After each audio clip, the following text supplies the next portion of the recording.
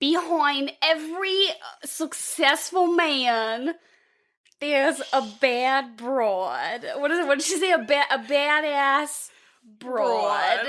I went a little southern there in the middle. Yeah. What were you going for? New York? She does that like New York, but it's kind of like baby talk at the same time. I don't know. I did not nail that one. Do you think Margot Robbie had a accent coach for this role?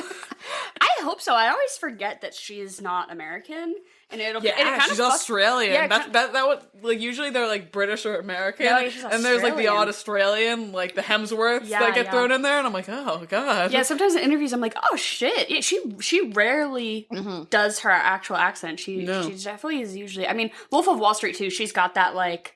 New York. I'm from New York. Yeah, so she had that to work with previous to this.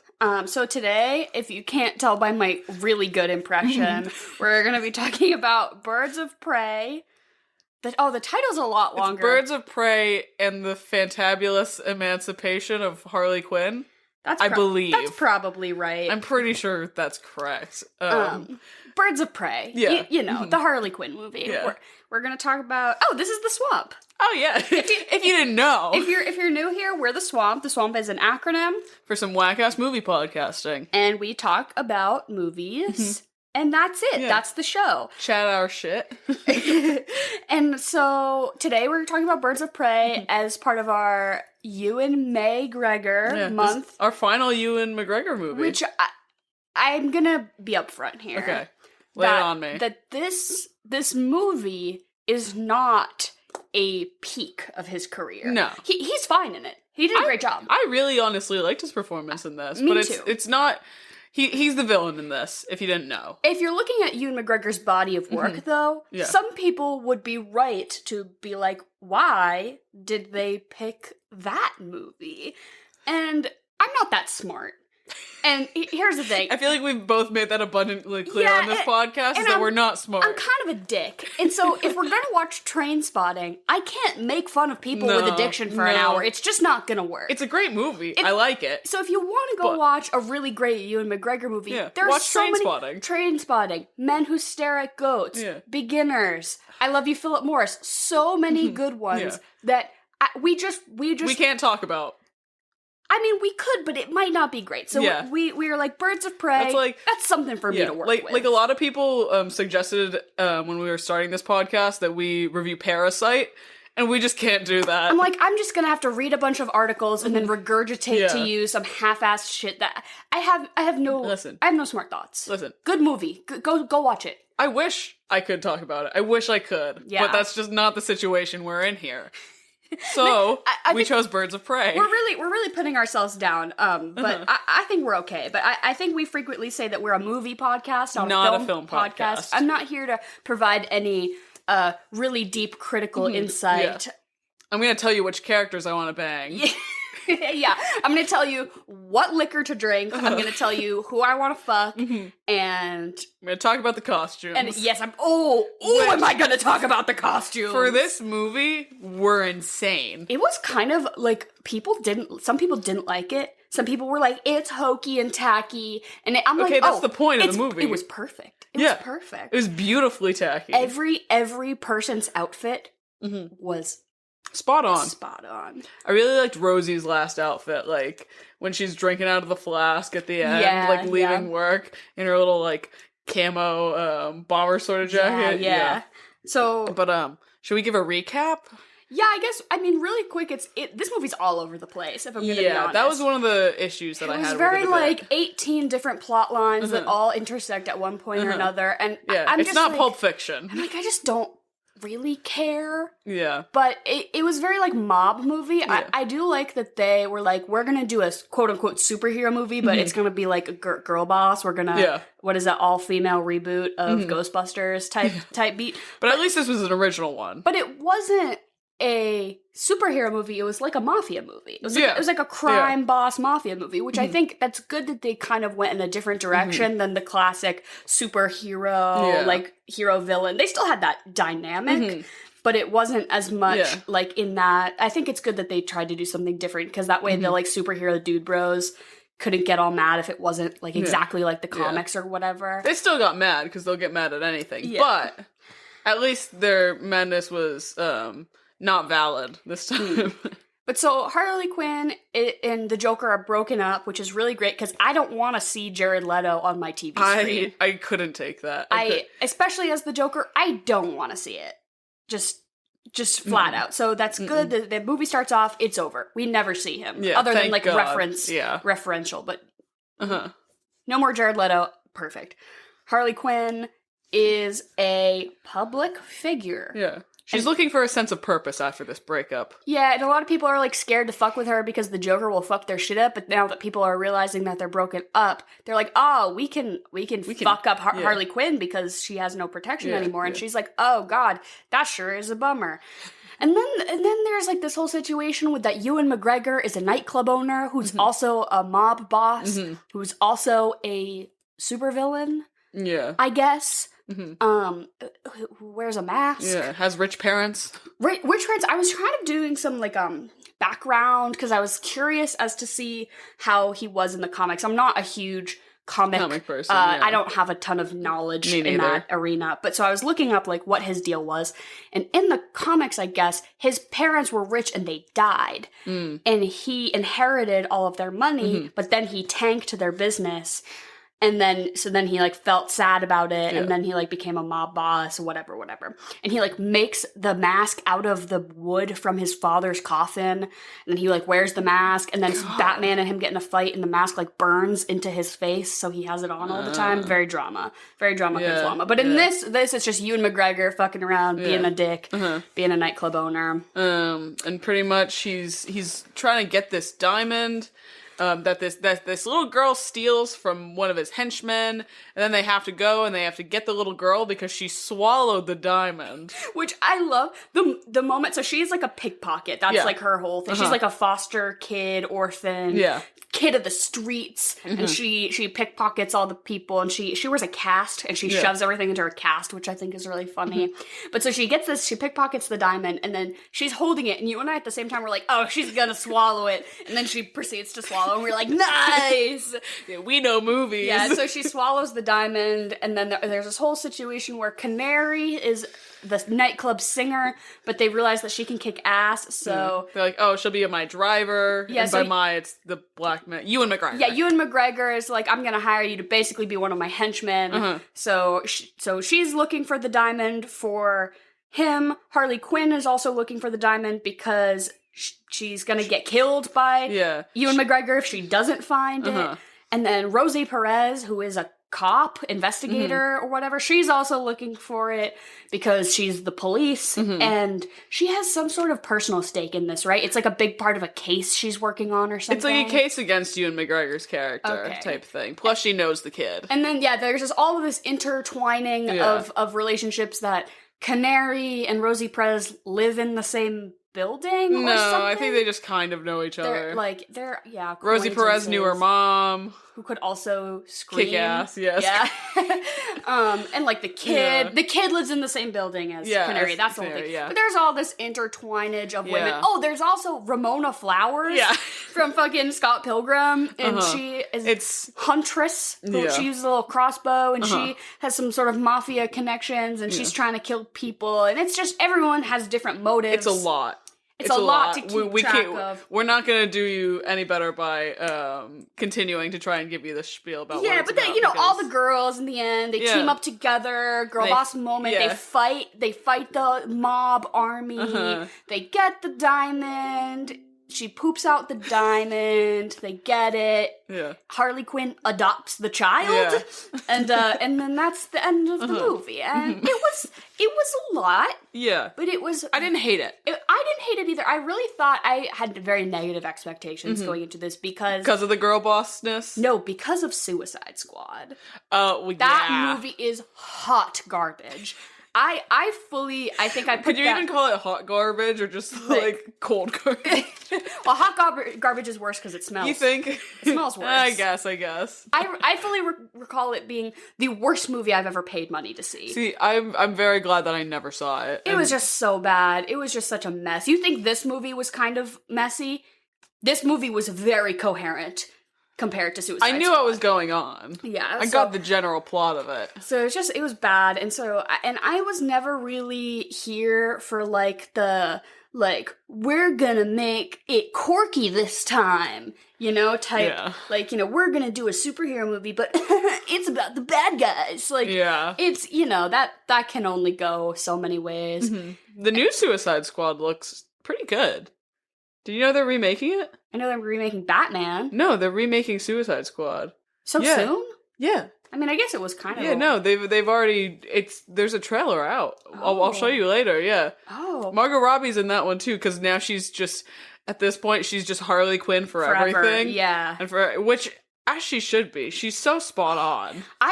This was totally like a Ryan Reynolds as Deadpool moment, where he was Deadpool in an X-Men movie as just a side character or whatever, and he didn't really like the way, because he was like a big, comic fan or whatever, and he's like, I don't really think they did the character justice, so he fully funded and wrote, I don't know if he wrote it, but he was a big part of the Deadpool movies, process, and he was like, I want to be Deadpool and I want to do it right, and so that was kind of how this went with Harley Quinn, because I think she really enjoyed the character, but she didn't really like the justice or lack thereof that it was in Suicide Squad. So I know she produced this. I know she was a big part of getting it off the ground, director, picking the director, the writers, all of that jazz.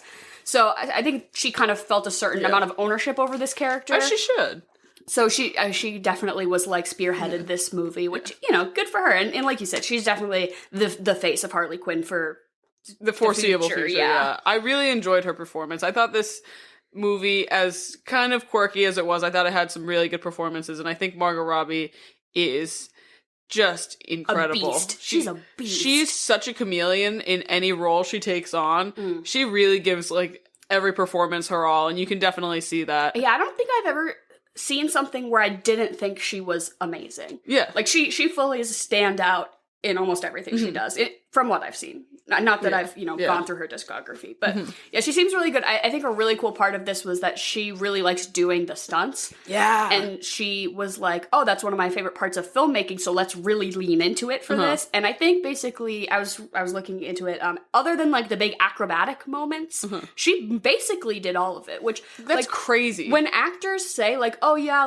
I did a lot of my own stunts for the movie, that usually means, I learned some of the fighting choreography and they didn't have to have the stunt double. Yeah. She literally did most of the stunts for this movie, which is crazy.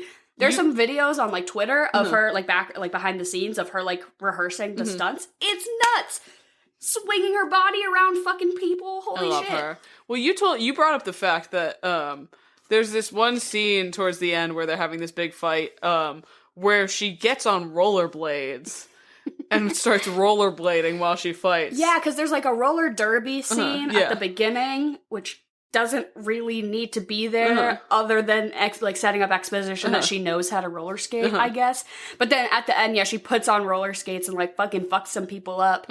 And she had really learned how to ice skate really well for I, Tonya, really good. Yeah. And so as one has to. Yeah, well, because she, I mean, not to say she did her own stunts for I, Tonya, but she was on the skates. She was doing the thing. Yeah. And so she was like, yeah, let's incorporate some roller skates into this moment, because I think that would be very Harley Quinn, very fun. So she did all that herself as well, which was so cool. Really nice touch. Yeah, I super unnecessary, but I loved it. Yeah. There was no reason for her to be on roller skates, but just I liked it. Yeah, a lot of this movie was just very fun, and that's why I enjoyed it so much. It was a little all over the place, but that was fine because it was so fun. Yeah, very over the top, and like the costumes, Do any of those people really need to be wearing that level of drama conflama? No. But do I love it? Yes. And that's all the reason that it needs to be in there. Ewan McGregor in a blue velour suit jacket. I did love his outfits. Yes. So good. Yeah. Yeah. Ewan's character was a little interesting because I was under the impression that it was known that this character was a gay character, but then it never said anything about that. It kind of just maybe implied it. It definitely implied there was it. But a little implications here and there. like, yeah, I'm not, it's like somewhere in between queer-coded and actually being a gay character. Yeah. Like, it was a little more heavy-handed than just queer-coded. Yeah. But there was no explicit, like, mention of it. Like, if he could have just kissed his little sidekick at least once, like then it would have been fun. Side hugged for a minute at one moment, and I thought that was going to be, like, the big reveal or whatever. No. Like, that they're husbands or something. But, yeah, it was kind of odd, and I know you had mentioned, like, the voice inflection, like, that a lot of straight actors do to imply that they're gay. Like, a little bit of a lisp, a little bit of a, higher whatever. It's super lame, and it's super outdated, and it's very, was it James Corden in The Prom type beat, God. like, let's move on from that, which I didn't really think this character, like, he was here. I was expecting that, but that wasn't what happened. I was too. I just liked that he was here for the drama. Yeah. He was here for the performance. Like, gay or not gay, whatever, this character was about. Yeah. He's messy as fuck. Yeah, and I loved it. I loved it. There was that one scene in his house where showing, was it Canary, like all of his little statues or whatever, and he's like, yeah, it's 1,000 years old and it's a shrunken head and now it's just decoration in my house. Ew. I did like that scene in particular. I was like, are they trying to like make a subtle comment about like white people who collect things from like quote unquote like cultures? I was wondering that too. Like white people who are really like into like, oh, like I took a trip to Africa and I brought back this vase and it has tribal spirit energy in it, and now it's like a focal point of my house because now I have culture, like that type of thing. I've got very much that because his whole thing was masks. Yeah, because he's Black Mask. Yeah, so he's all about. And at the end, all of his, like, goons are all wearing these, like, African tribal masks that he just, like, had in his house or something. Like, he's got a supply stash. Like. And I just, like, didn't really, vibe with that. No, like, you could, like, ski masks or just a variety. Everyone's wearing, like, different, but they were all in the African tribal masks. I'm like, what is this now? It very much felt like, what is it, the opening to, like, The Dark Knight or something like that, where Joker has all of his goons in his mask, but just, like, not good at all. Yeah. Like, I don't know if they were trying to, like, reference that and do, like, a little subtle nod or something like that. Yeah, or just, like, because I know... Or maybe I'm just reading too far into it. Yeah, I know, because the reason I had looked up the character was I wanted to know if he was explicitly gay in the comics, because I didn't know if that was probably something not, that right? No, there was no mention of it. From my brief skim of the Wikipedia page. But I guess his whole thing was that it's like the Mask Army or some name like that, and that he has all of his people wear the masks or whatever. So like that's a thing, but it's just like the choice of having them be these like cultural symbols. I don't know, like his house, having them all in his house, I think was kind of something to paint him as like that kind of guy, like like a dick. They never explicitly said anything about it though, but. Yeah, it was a weird choice to me. It didn't bother me too much, but I remember being like, okay. Yeah. All right, Yeah, it's like, all right, you did that. Another thing I wanted to talk about in terms of, like, choice for this movie was the scene where Harley Quinn storms the police station, and she's using this thing, I think it said on it was a fun gun, or whatever. Like a bazooka. Like a bazooka, and it shot beanbags, and colorful gas and rainbow confetti, and it took the cops out. And I want to know if in production this was a very conscious choice to have her not shoot cops. Oh, you know what I mean? Because she has no problem like shooting the quote unquote real bad guys and everything like that, and killing the other bad guys. Guess what, Harley Quinn? They're also bad guys. Yeah, I actually didn't even think of that, but that's a really good point. I thought it was definitely a conscious decision to have her storm the police office, and she calls them pigs at one point. Yeah, I felt like that was just like a subtle little like, oh, I'm not gonna kill him, but I'm gonna call him out. Yeah, like, oh, little piggies. Yeah, which just feels half-assed. Because this movie certainly does paint the cops as completely useless. Yeah, like the Rosie Perez character, basically, they mentioned that she had a big. Bust. Like she did some real good shit as an investigator, and a man took the credit. So she was always kind of put in the background, which is like, okay, whatever, cool. But, like, it's always, like, that she is the only one who's good at her job and everyone else is trash. Yeah. Like, that scene where they're investigating the crime scene, and she's, like, like, trying to pick up on different evidence and make notes, and, like, all of the other cops with her are, like, are we done here? Yeah, they're, like, twiddling their thumbs. Yeah, and definitely I think all the police officers in this movie are painted as virtually, like, incapable of doing their jobs. Harley Quinn walks in there and just fucking one by one takes them all out, and they all, like, put up their hands. Yeah, tuck their tails behind their legs. Yeah, which is, like, not at all how that would happen in real life, but it's a fucking movie. Yeah. So I can see why they chose to paint cops in that light to kind of make a point, or, like, paint the police in that certain way. But yeah, I didn't even think of the fact that she doesn't kill them, she just confetti bombs them. Yeah, which, like, visually I get it because it's a very fun movie, but I think you could have done that in any scene. You could have shot the cops and you could have had her confetti bomb some other people. I don't think they're that brave. They are not that brave.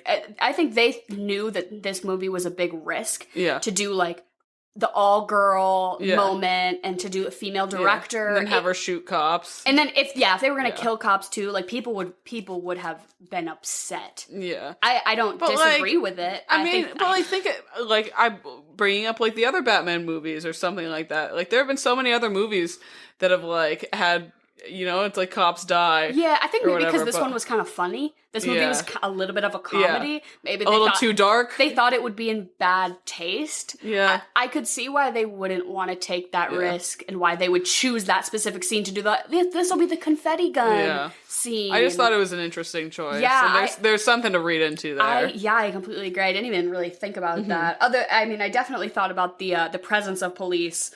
Yeah. Like, I'm like, okay, like, the cops, whatever. Yeah, I think I would have liked this movie more if it was just, like, strictly, like, crime bosses and things like that, and the cops just weren't involved. Yeah, because that's always kind of the implication about Gotham, is that, like, the police don't really, there's, like, what's his, Officer Gordon? Yeah. Or whatever. There's him. And that's it. And that's, like, it. And so, I guess I can get why they incorporated it, because you had to integrate the Rosie Perez character. I don't even know her fucking name. What even was her name? I don't know. Kamala Harris. It's Rosie Perez. Rosie Perez is my pick for my 2020 election movie that I will never write or make. Oh my god, you had a great lineup for that. Yes. You did the brilliant Jodie Foster as Marianne Williamson. They're just, they're the same. They're fucking twins. So I have this Twitter thread, and Kamala Harris as Rosie Perez, I cannot take full credit for, because I was at the movies with my friend Rachel, and a trailer for some movie came up, and Rosie Perez was in it, and she goes, is that Kamala Harris? And I was like, no, but great comparison. Yeah, no. Understandable mistake. So, Rosie, if you're around, I got a job for you, booked and busy. Let's make it happen. Let's make a 2020 election movie. You can be my Kamala. You think Margot Robbie would fund this movie? Oh my god, I hope so. Who could she be? She could be like an Ivanka. Yeah, honestly. Yeah, she could play like I don't know. She's too good. Yeah. No, we won't lower her down to that role. She's better than that.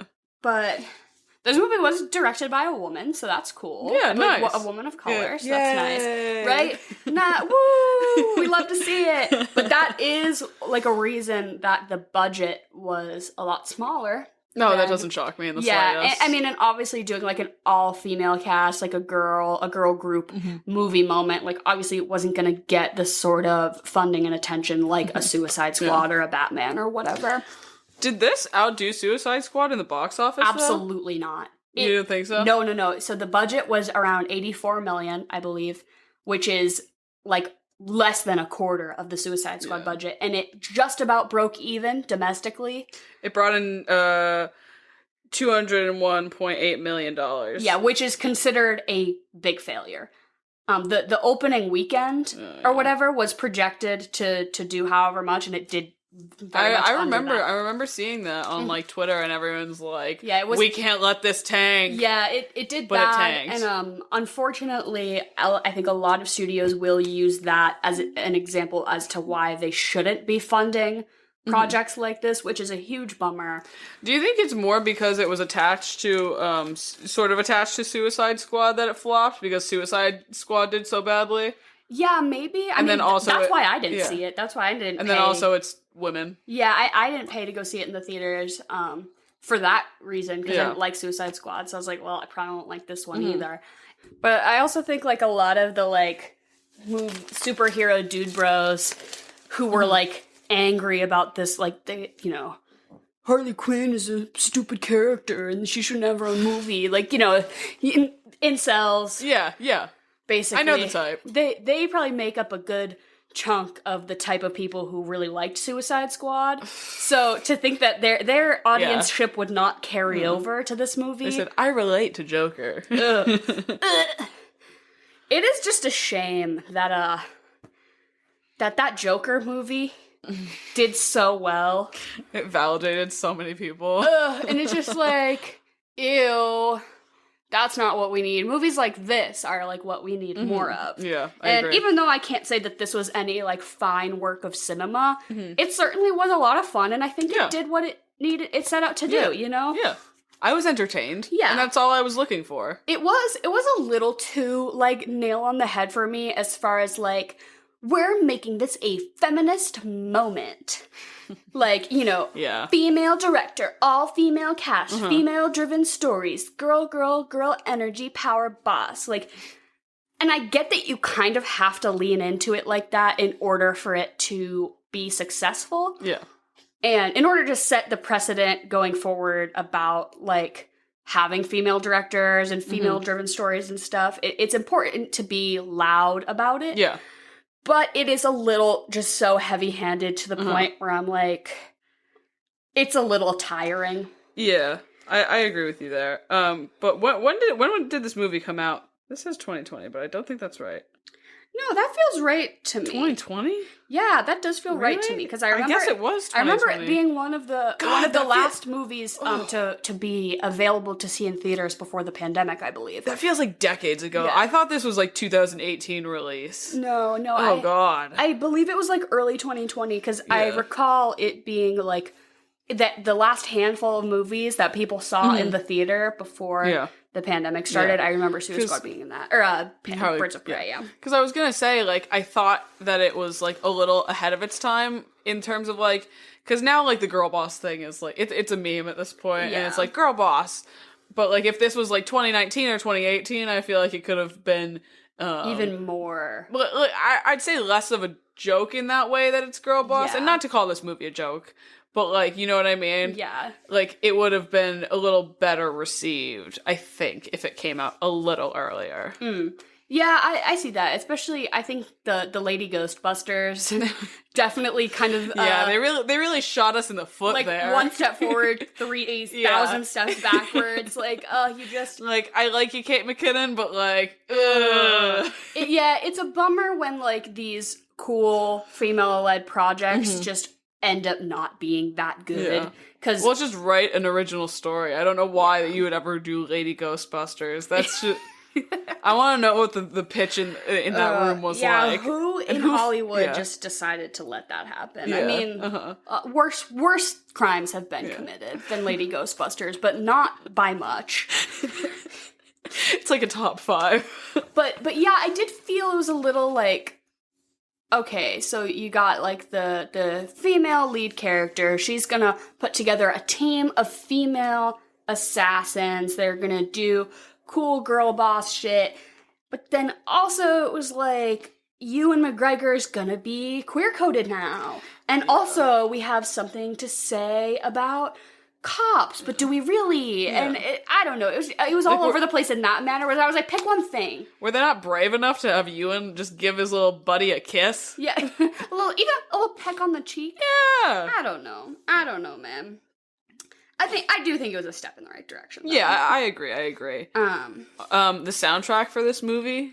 It was really good, and I think it did the same thing that a lot of these superhero movies that decide to use, like, I know Suicide Squad, I remember them thinking they must have blown all their budget money on this soundtrack because this movie is trash, but the music was like really, you know, stuff they probably had to pay a fuck ton of money for. So I liked it. There were certain moments where I'm like, this is a little too obtuse for me. like It's a Man's World. Yeah. And moments like that, I was like, ugh, okay, I get it, but as a whole, I think it added to my viewing experience, and I did like it. I like that they used a lot of original music and they used a lot of covers, and that's definitely because they didn't have much of a budget, so they didn't have a huge music budget. Yeah. But they obviously that Doja Cat song that blew up, Boss Bitch, which just goes so hard. Yeah. But I really liked, they had that cover of Hit Me With Your Best Shot. That they were playing, which really stuck out for me. Again, that was something where I was like, okay, the music is just describing what's happening on the screen. But I don't always hate when it does that. Yeah, but like do it once. But it happened like 5 or 6 times. That's true. Or like, okay, I get it. But I liked that one a lot. I thought that the cover was really good. I loved Barracuda at the end. Yeah. Like, for the fight scene. Yeah. I think that fight scene really made up for a lot of the beginning for me. Like, a lot of the confusion and the unnecessary... I think this movie could have been edited a lot. There was a lot of shit that I was just like, okay. Yeah. And... But that final fight scene, I think, that was really good. Yeah, that was probably the highlight, for sure. Like, I would say, if you don't want to watch this movie, which is somewhat understandable, you could, like, Google, like, Margot Robbie... does own stunts and like watch some of those behind the scene movies. I guess the glitter bazooka scene with the cops I think is also worth taking a look at just to see it, just to like be critical or like form an opinion. It was visually it was a lot of fun. Yeah, for sure. And then I think that last scene with the roller with the roller skates and all of the I think Ewan McGregor's fucking death was so good. That was good. So good. He literally just like it was so anticlimactic that it was so good. He just like gets a grenade blown up like while being launched into a river. It was just very like, okay, he's dead. Yeah, like, nice. Which is I hate the the big like I'm gonna kill you. I'm gonna do it. I'm gonna do it, and then they do it, and I'm like, okay, that took 10 minutes. Like it didn't have to be like realistically, he probably could have fought back within that time. Yeah. Which the kid was the one that pulled off the kill.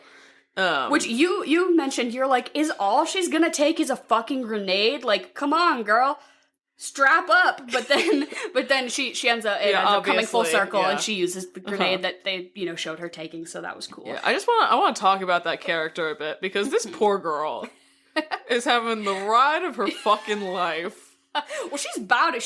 Harley Quinn is her adoptive mother now. She's got to get used to this shit. But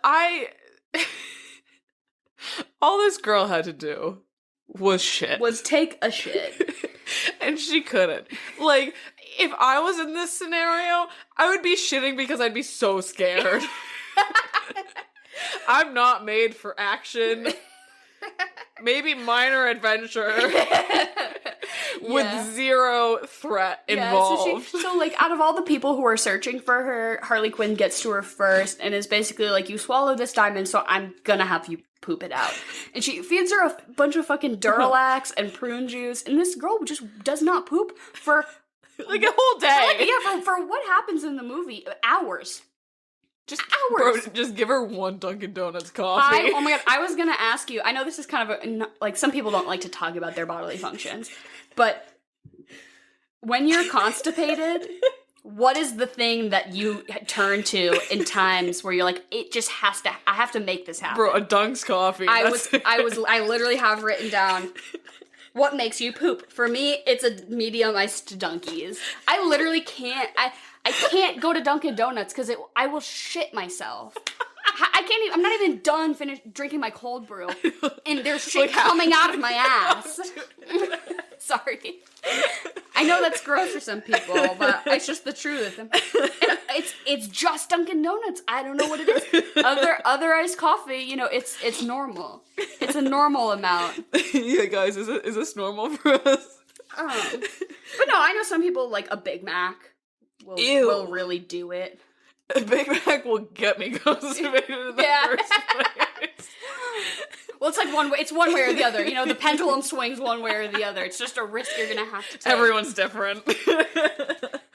Oh my god. Yeah, as someone who like lives literally in our small-ish town, There's fucking 4 Dunkin' Donuts. Yeah, they put up a new one recently. Oh my god, I just don't understand. I get it.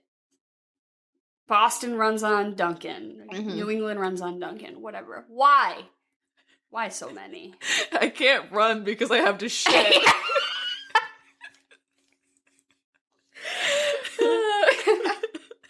It's like usually, like, no, I don't, Dunks. Like, usually with the coffee, it's like, okay, the first one greases the wheels, and then the second one gets them turning. You know, it's gotta be like two full cups in. It's a before the Dunkies even touches my lips. You smell it. It has activated something within me. Okay, I'm so sorry. But yeah, all this girl has to do is take a shit, and she just doesn't for, like, the whole movie. And I think that is just not realistic. No. She would have Does she ever have a morning poop? Well, I mean, I guess she does. Like, it happens. The movie finishes the next day, so I guess it is. It does happen eventually. It's just a bit odd.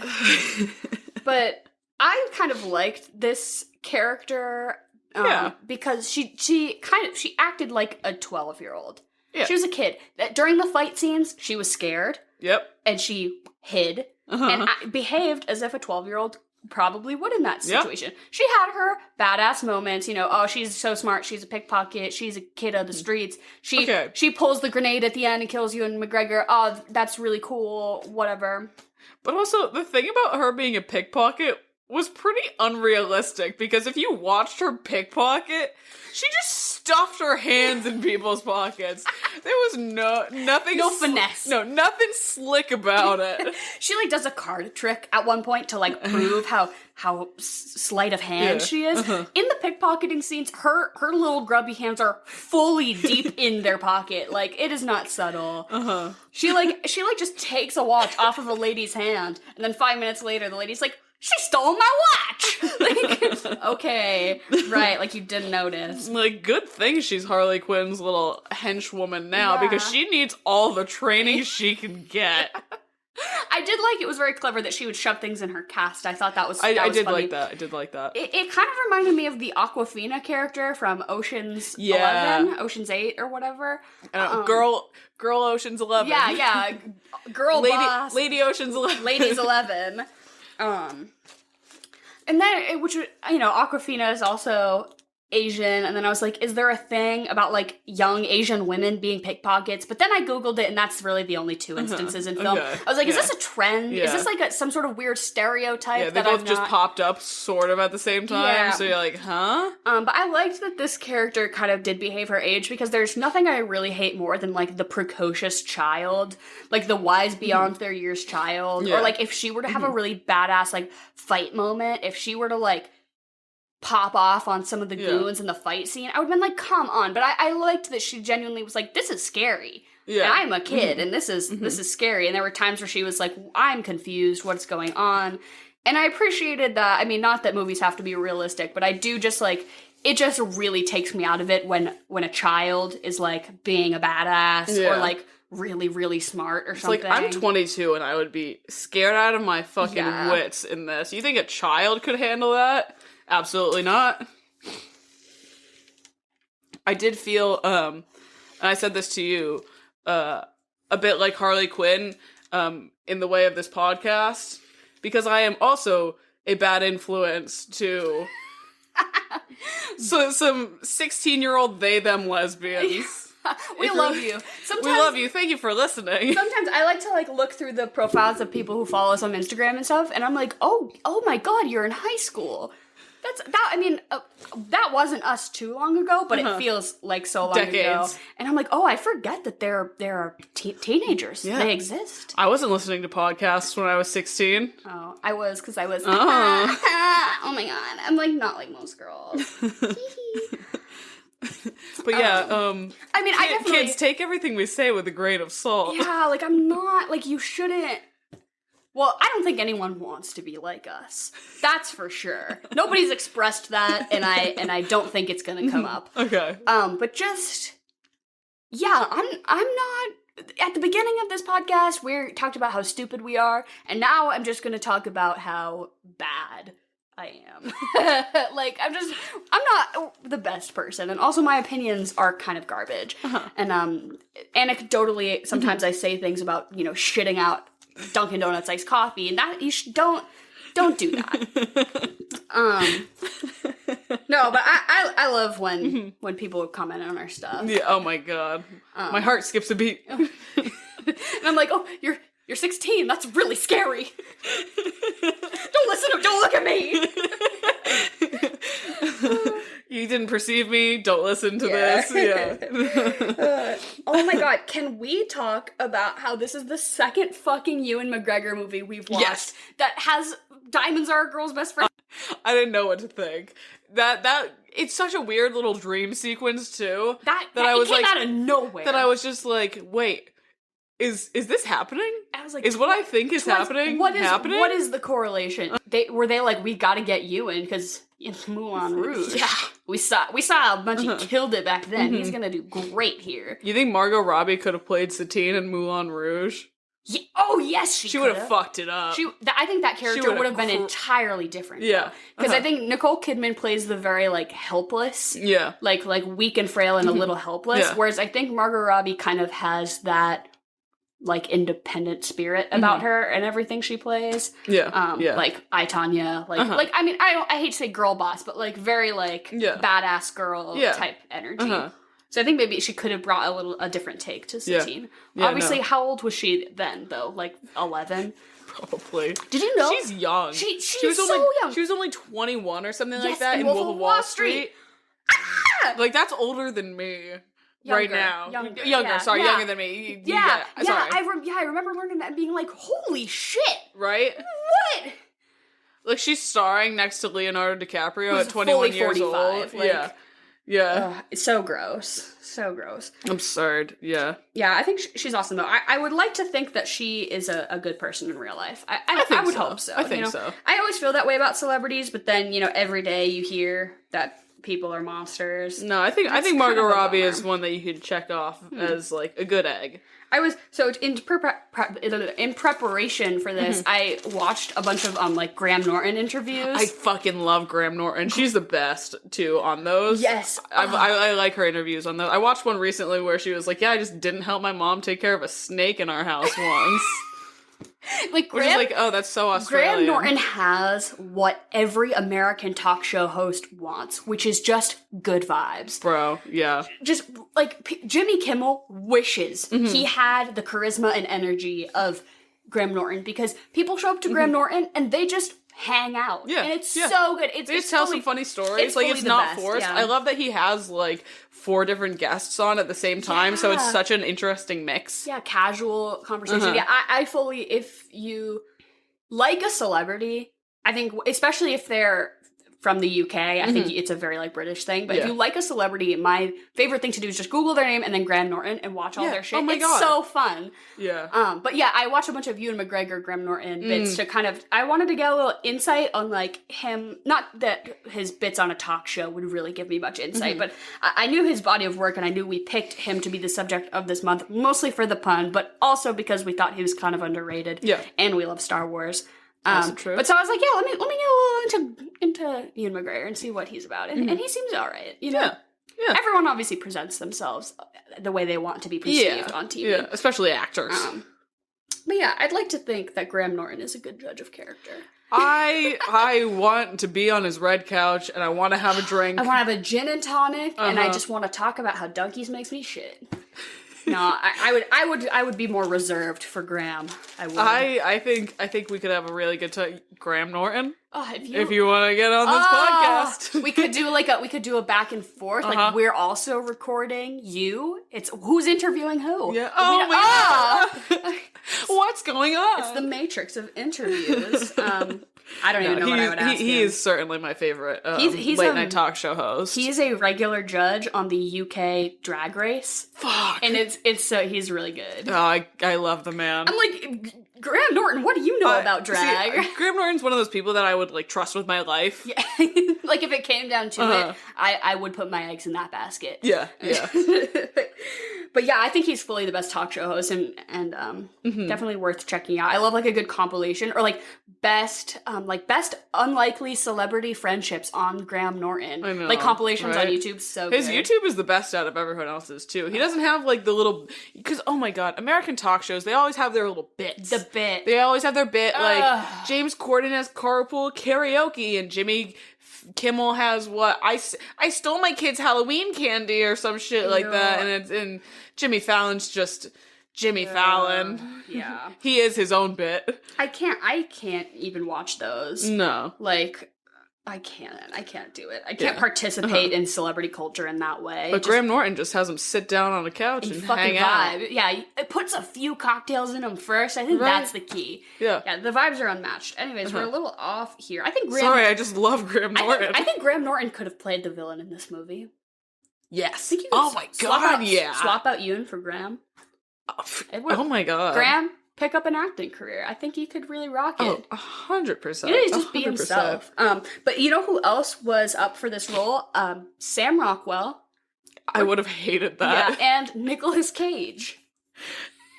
Oh my god. Which out of all of that, I'm like, I'm glad they went with Ewan. If it was Sam Rockwell, I would just have to assume that he's racist. Yeah, in every like, is he about to say the N-word? All he ever plays is a bigot. He does a great job, though. Yeah, he's got numerous Oscar nominations for it. And I think Nicolas Cage, it would be an entirely different film if that were the case. I couldn't have. I mean, this film's not supposed to be taken seriously, but I don't think if Nicolas Cage was in this film that I could watch it with any level of seriousness. Yeah. But I guess that Diamonds Are... Is that the name of the song? Diamonds Are a Girl's Best Friend, yeah. I don't know. I'm glad we came full circle. Yeah. Started the month off with Moulin Rouge and ended with this, and there's Diamonds Are a Girl's Best Friend. I guess that song... Old Reliable. ...was a lot... That musical number was a much bigger production, and all of the characters had, like, dancing parts and stuff, but they cut a lot of it because they were like, this feels a little out of place and it's weird, so we're just gonna do enough to have it there. Yeah. But I guess Ewan McGregor, like, got really into the dancing and, like, learned the whole dance. Bro, he went right back to the Moulin Rouge set. He was... It's like... He's having war flashbacks. Exactly. It's like, oh my god, I'm gonna get TB! Fuck! I gotta dance! Nicole, where are you, Nicole? But yeah, I guess they cut it, and I did find that scene very like, this is happening. I wasn't mad about it though. I wasn't mad in that this movie had a lot of those. Like the beginning was a cartoon. It started out with like a cartoon flashback, and then you get this whole like she's telling you the story in past tense. Like recounting the event, so it has a lot of like flashback-y type montage moments, and then this musical number in the middle. All of the anytime a new character is introduced, you get their name and then their grievances. Yeah, which is like kind of funny, but also just like a bit. This was very like let's do a lot of like hokey little bits, which again it was the vibe of the movie. So it definitely added to it. But yeah, it felt weird. I didn't love... The one that I had the most issue with was it being a whole flashback. That the movie was a story that she told, like, in the past tense. She's like, let me tell you about this thing that happened. And why do I want her to be Southern? I don't know. Because that just kind of took me out of it at times. Yeah. When you were like, she's narrating it. She's, like, the overvoiced narrator. And I'm kind of like... It was unnecessary. And it was kind of a lot. I guess they were just trying to make it like a consistent story arc. I don't really know. One thing that really took me out of it was, okay, this was, I think you said it, like, sort of like a mob movie and everything like that. And it didn't feel very much like a superhero movie. And then you get to the end of this big fight scene, right? And all the girls are out of bullets. They got nothing. They're running on empty. Rosie Perez has just been shot. It's a clusterfuck. Hey, Canary, you know do that... your thing. You know that thing that you can do that you have not done yet this movie? Can you please do it now? Pull it off.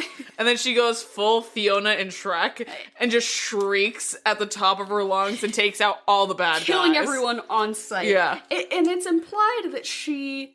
Oh, did you know that actress did all of the singing?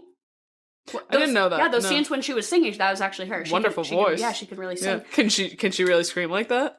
Yeah, that was actually unscripted. That was improv.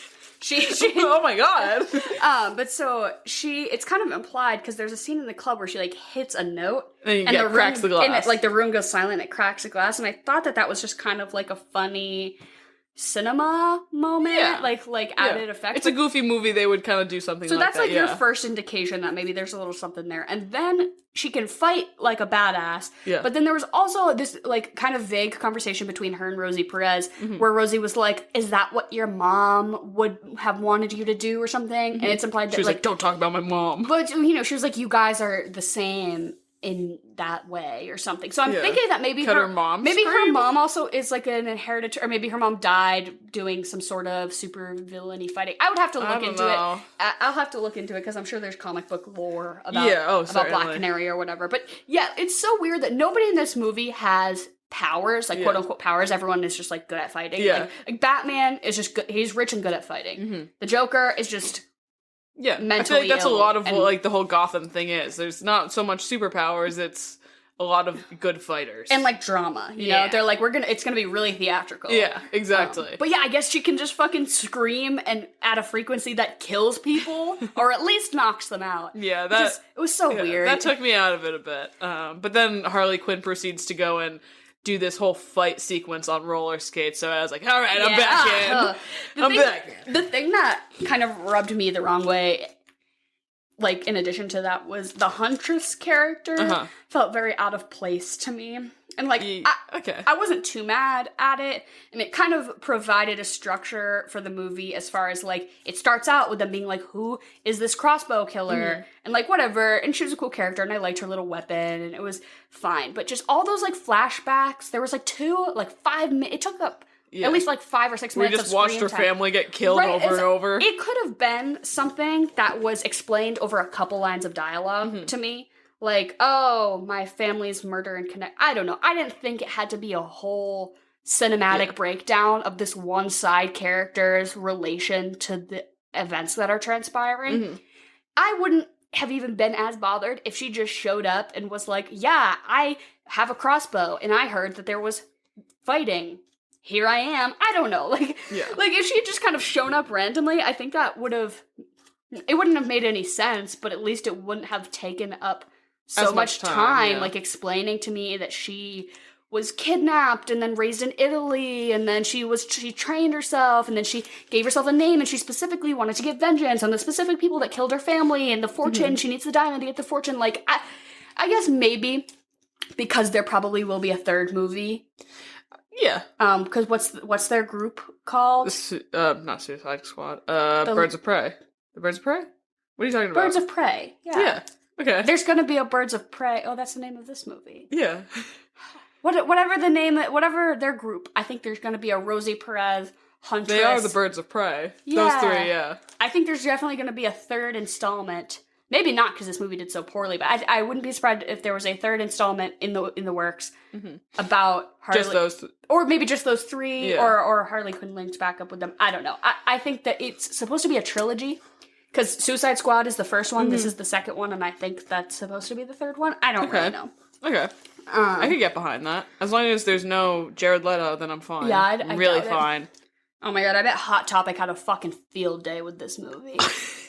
Are you kidding me? The merch. For sure. The Harley Quinn merch. It makes me ill. Yeah.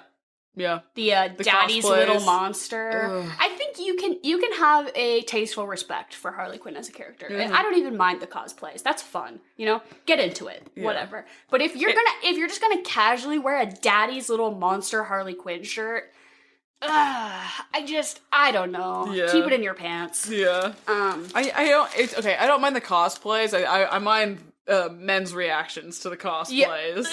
Yeah, like, you are doing exactly what they want you to do. Yeah. Which is a bummer. And just, like, those girls who, like, that's their whole personality, is that they do own the Harley Quinn section of Hot Topic. Yeah. Like, the whole kit and caboodle. I think just pick a cooler character to be obsessed with. Yeah. Like, she's fine. Yeah. But, especially after Suicide Squad, I'm like, that's your takeaway? Yeah. That you really like Harley Quinn. I don't know, whatever. I'd say Black Canary was the cooler character in this. Oh, yeah. Also, personally, I really enjoyed Huntress's character. Yeah, I know she's like big in the DC universe. I know she's in that show, like The Flash or one of those like DC TV series or whatever. My parents are really into them. The CW ones. Yeah, she's like a character. Not Ramona Flowers, not that actress specifically, but just like Huntress as a character. That was really weird seeing her like that. I haven't seen her since like 2007 in that movie. And then it's like, oh my god, it's Mary Elizabeth Winstead. Yeah. What are you doing here? Just popping up. But I really liked the kind of awkward energy she still brought. No, it was very much, she was like, hey, can I join your group? It's like, I can either leave or if you want me to stay, I can stay, I guess. She's like, I like the way you kicked really high in those tight pants. And I was like, yes! Yeah, she just got really mad at some points and I was like, you know what? Yeah, I like you. Like, unreasonably pissed off.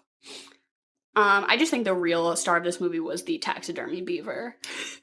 I don't think you're wrong. I just, the moment it popped up, you and I both, like, held our breath a little bit. And we were like, oh, this is really good. That's what Hot Topic should have. Yeah, I was gonna say. Sell me a little, like a Popo Funk. Is that what they're called? Funko Pop. Funko Pop? Yeah. Sell me a Funko Pop of the taxidermied beaver in a tutu. Yeah, and then I'm fine. That's what I want. That's the merch I want from this movie. I liked, though, the costuming for this movie so much more than the way they dressed Harley Quinn in the Suicide Squad. If you're gonna base any of your personal style off of Harley Quinn, do it in this one. Watch this movie instead. Like, I think she's a lot more campy in this one, which I like. And like, it looks like she dressed herself. Like, I don't know. I believe that somebody would want to dress like that. You know, a big glittery coat and, you know, fun. I really liked the pantsuit in the Madonna, the pink the Madonna, but it was a pantsuit and I really liked a lot of her outfits. The gold overalls. Yes, those are for the probably fight my favorite scene. ones. Yeah, I think this was like realistically a way somebody would, you know, dress themselves in a fun way. Yeah. Whereas like if I was going to a festival or something like that. Yeah. But whereas in the Suicide Squad one, I think it was very, like, male-gazy. Yeah. Like, she's in booty shorts, and she's gonna... The fishnets! Like, oh my god.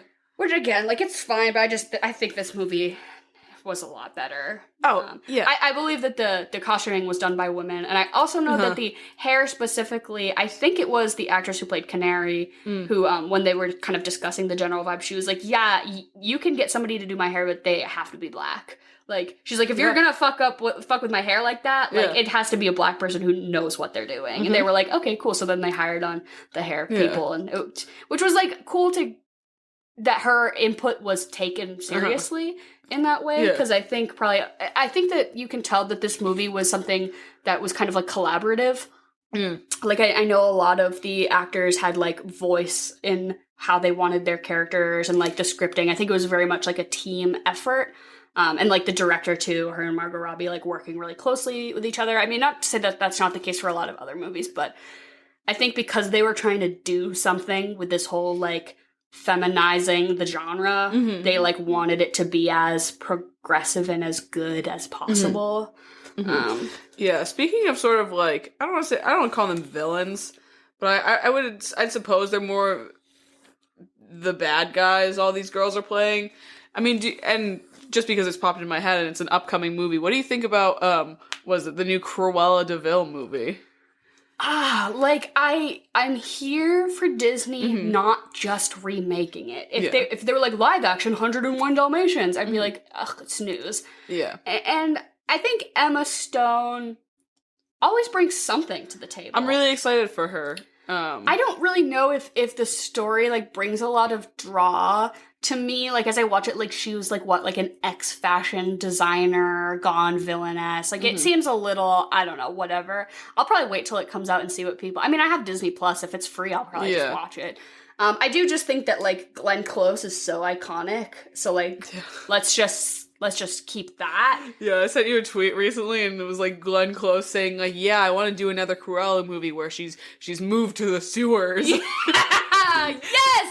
Yes, like, Glenn. I'm here for that, but, Yeah, no, because I've seen a lot of people being like, "Oh, this is the female Joker," and I'm No. like, nothing will ever be the female Joker. Are you kidding me? The female Joker would be if they made a female Joker. Like, oh my god. Just because it's a movie about a person who deals with some sort of mental trauma or something, like comment on society, quote unquote, whatever. A movie that focuses on a villain aren't all inherently the same. Yeah, it's not a Joker story for girls. Ew. Like that's a reach. But I've seen and heard quite a few men call it that, and I was like, I would never want a female Joker. I don't need that. You guys need that. Oh my god, do you know what I do need though? What? And that I'm getting? Rob Pattinson as Batman. I also need that. 2022, yes. Baby. I am so excited. That movie has one of the cast that excites me the most of any upcoming project. Paul Dano motherfucking Dano as the Riddler. I am going to lose my mind. Zoe Kravitz is Catwoman too. I will not be able to take it. Yeah, no. I'm gonna have to leave. I'm gonna have to excuse myself. There's no way I make it through that movie. I'm just really excited, and I hope that it does well, and I hope that they don't try to just like make it so gritty that it ends up being patronizing. But I love Rob Pattinson, and I am really excited for him to live his Batman fantasy. Yeah. I think it was his birthday today, maybe? It might be. We're recording this on May 13th. So, hold on. Robert Pattinson.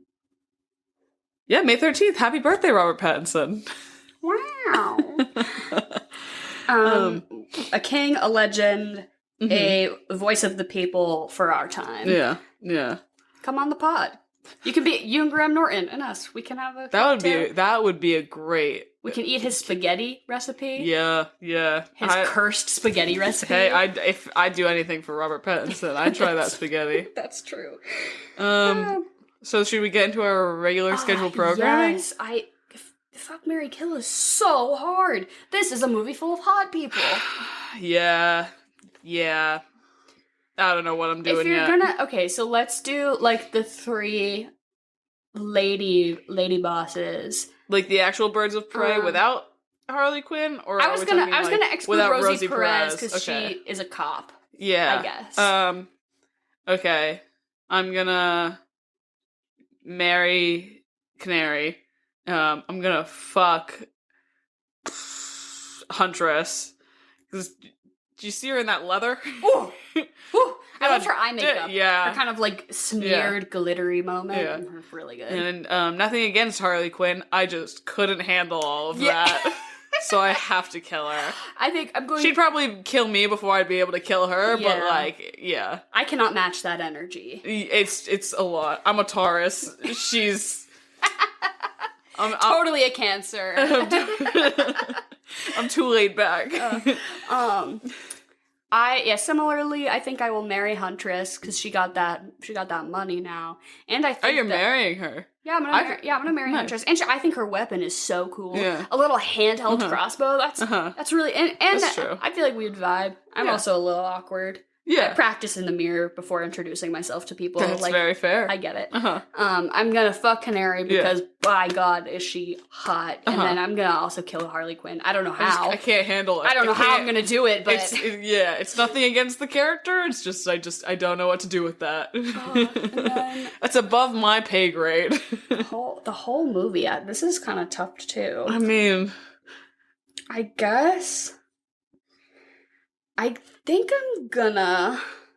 I mean, it isn't unreasonable to just stick with what's already been said. They're all the hottest ones. Yeah, for sure. And it's not like I'm not gonna fuck the Ewan McGregor character here because he's evil. I would fuck Rosie Perez. Yeah, she needs it. She's tired. Yeah, she's had a long week.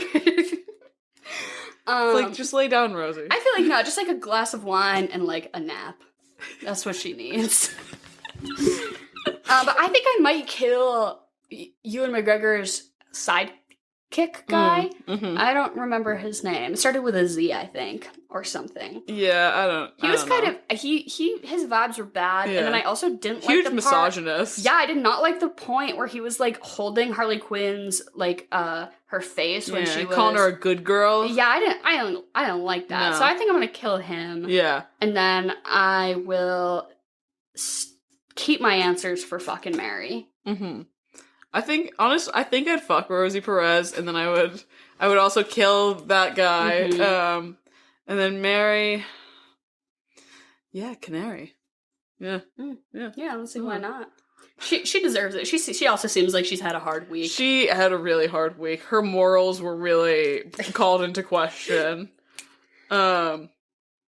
And so what would we pair with this movie? Because I think the obvious food answer is... egg sandwich! To get a breakfast sandwich. Absolutely. I had a breakfast sandwich while we watched this, and let me tell you, it really hit the spot. Yeah, I think the, like, gratuitous shots of, like, eggs being cooked, how can you not? How can you not just, like, crave a bacon, egg, and cheese from a bodega? Yeah. I don't know. I don't know. Yeah, I think for sure bacon, egg, and cheese. But also, what cocktail do you pair with bacon, egg, and cheese? I would say if you're going the breakfast route, you could always do something orange juice based. So you could do like mimosas or like a screwdriver. There are a lot of if you like savory stuff, I guess you can do a Bloody Mary, but that's a lot of savory. Yeah, or like coffee cocktails. Could put something in your coffee. Like I know a mudslide or something. My preference is amaretto in the coffee. But I know you can go Bailey's, you can go Frangelico, you can go... I do like some Bailey's. There's a lot of different ways to go. So you can do it, coffee cocktail. If you're doing the breakfast thing, there's also just so many scenes. There's margaritas are featured in this movie. There are margaritas. I don't... Like, a margarita and an egg sandwich... Sounds wrong. But maybe it would feel right. Yeah, hey, I don't know. Who's to say? I mean, they did go out for tacos after, so you could just do... Mexican, yeah. You could have tacos. And margaritas. That would at least be a good pairing. Prune juice cocktail? No way. Just take laxatives. Yeah, just fuck around and like. You ever do that? It's like, I'm gonna have a wild day today. No. Like, I'm having a slow day. Let me just pop a few. Do you? No. Me never. Me no, never. I just drink a Dunkies. That's all I need. And then, I guess you could.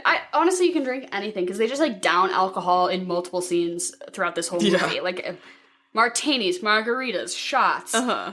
Yeah, just whatever works for you in a breakfast sandwich. Yeah. Oh, I'd say many... a screwdriver. Personally, I would go with a screwdriver. I think mimosas are fun. Yeah. I like a mimosa. And do a peach Bellini. If you want to get really fancy. Is that a breakfast drink? Yeah, it's like the mimosa's cousin, I suppose. The peach Bellini. I've had them, but I never really associated them with breakfast. I mean, but mimosas. Mimosas are for all times of the day. This could be like a brunch viewing. You could do like a little brunch moment. Yeah. But egg sandwich, fuck up an egg sandwich literally any way you want. Like, I love a personalized egg sammy. I love a little avocado on it. Oh, yes. The one I had this morning was fried egg. Yeah. I like the yolk to be runny. Yep, as you should. That's my preference. Bacon. Cheddar cheese. Yes. Sriracha mayo. Avocado. Nice. Arugula. Yeah. You ever put a hash brown on it? Yes, when I'm like hungover, those little patties. Yep. The ones that are a patty and you put them in the oven or the air fryer. And you just stick a hash brown in the middle of your egg sandwich. That will fuck your shit up. Yeah. My roommates and I recently just splurged on a pack of 20 hash browns from Aldi's, and it's gonna be a really exciting time in my house. Or I feel like maybe you could do I'm thinking tater tots with a top. You could do a breakfast bowl. Yeah, like hash browns or tater tots or whatever. Like some bacon and egg crumbled in there. Yeah, and all that. I don't know. I could fuck around. But the breakfast sandwich is king. In this movie. You need bacon, an egg, and a carb. Yeah, and that's what is your vehicle of preference for a breakfast sandwich? Yeah. So I usually just go with a bagel because it's the most structurally sound for a breakfast sandwich, but I do really enjoy what's the muffin? English muffin. Yeah, an English muffin. Do you ever get the jumbo-sized ones from the store? They're like usually. They're like this big. Oh, that's hot. And it's like a big old English muffin. Yeah, I love that. My regular coffee house order is on an English muffin. That's nice. Which I really like. I usually go for a sourdough because I do like a good sourdough. I used to be an everything bagel, but Stan. But my jaw clicks when I eat, and it's too much. It's too much strain on my soft teeth. Yeah, my soft jaw. See, soft ones are good, but also I'll get like sometimes I'll go really crazy and I'll be like, yeah, put it on a croissant, and then it just falls apart. You have to be ready to like eat like an animal if you're getting your breakfast sandwich. That's on a croissant. That's like a 2-bite sandwich. And it's soft. Like it's gonna fall apart. Exactly. I like a bulky roll. Yeah. To follow up this movie, I have no idea. Like, honestly, I think you need to, like, step away from the genre. Mm-hmm. Okay. I think you gotta watch something else. Do you think it's something chaotic or something to tone it down? I think you can match the energy, but like, in a different movie. Like, honestly, a Scott Pilgrim, I think, would be a fun follow-up for this, if you're gonna do... I think, like, that kind of, like, campy, fun movie. I agree. Like, Scott Pilgrim could be fun. Like, following it up with just, like, another superhero movie is, like... It's too much. Okay, it's too like, much. I'm over it. Like, this movie doesn't take itself too seriously, but a lot of other superhero movies do, and you can't find another one that... You can't follow this up with The Dark Knight. You could do Deadpool. Yeah, that's true. You could do Deadpool. That's true. I mean, I personally would just rather watch Deadpool. Yeah. Like, that would be my... If you were like, we can either watch Birds of Prey or Deadpool, I'd be like, well, let's watch Deadpool. Yeah. But that's not the situation here. And then what would you rate this out of 10? I'm gonna give it a 5. Okay. Yeah, I was gonna say like 4.5, 5. I agree. Yeah. I'm gonna give it 4. Yeah. I think it was fine. It did what it needed to do. It was entertaining. It was fun. It wasn't anything special. It didn't blow me out of the water. I'm not gonna go tell everyone to watch it. If people are like, hey, have you seen Birds of Prey? I will say yes. That's it. Because it's the truth. No more, no less. I've seen it. That's all. Yeah. And that's all. And that's all. Thank you for listening. We are The Swamp. You can find us on Instagram and Twitter at The Swamp Pod, on TikTok at The Swamp Podcast, our website, theswamppodcast.com. You can email us, theswamppod@gmail.com. We love everything. You could send us hate mail, and I would say, they care. They care enough. They took the time. Yeah, right. And we also have merch up. We got some tote bags and some stickers and some pins, lots of fun stuff. Yeah. Let us know if you want other merch. Yeah, t-shirts, beanies, mugs, postcards. I don't know. I don't know what y'all want, but a lock of my hair. Right. Anyways, thanks for listening. Hit us up. What do you think we should do next? Next month we're doing LGBTQ movies.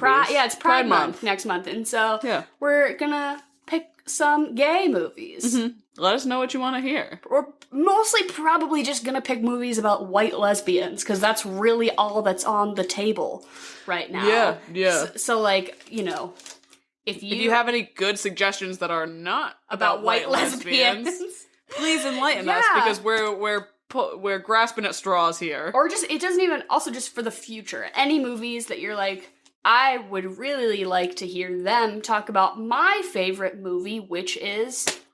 I don't know why you'd want to hear us talk about it. You probably know everything already.